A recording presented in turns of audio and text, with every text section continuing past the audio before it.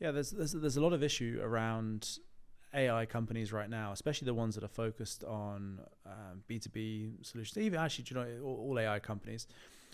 A lot of them, we read about the successes of certain AI startups. We read about the big winners. We read about these big giant US companies and Chinese companies that have been working with AI either intentionally or accidentally, that have been building really good solutions that have, suddenly, exploded their consumer and customer adoption. But the vast majority of AI companies and AI startups are still struggling to get that early momentum. Even with early customers, even with early investment, a lot of them are really struggling to find true product market fit and within a niche. And this is for a couple of reasons. The finding product market fit in any industry is usually quite difficult, right? It's something that most companies struggle with in those early stages between even around pre-seed or seed rounds before they get to some kind of Series A. It's why, Series A rounds aren't that common, despite the amount of startups that actually begin their journey.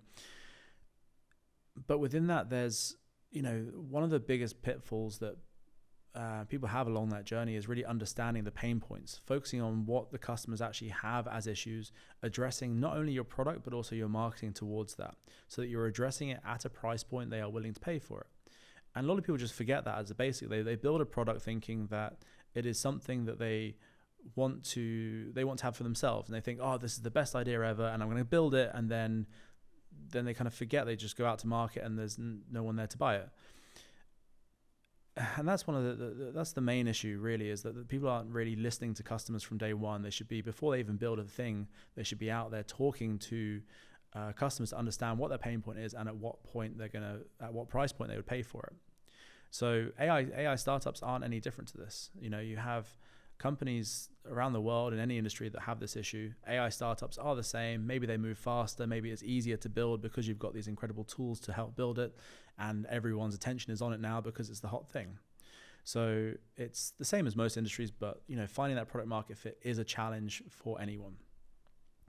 The other side and the other difficulty of finding, of really achieving product market fit for AI companies is the evolving pace of the technology.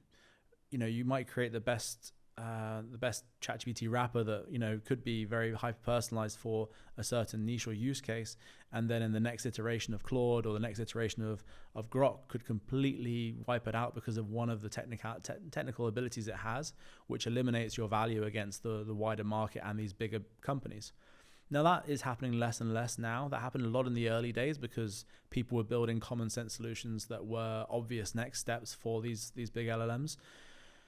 But now you still have the same issue of people really struggling, because now there's a lot of AI startups, there's a lot of noise and a lot of issue with different solutions coming out every single day around the world, and with a lot of money backing them. And so it's equally as difficult to really hone in on those customers and actually get those customers to across the line to pay in enough quantity that you can say you've actually achieved product market fit.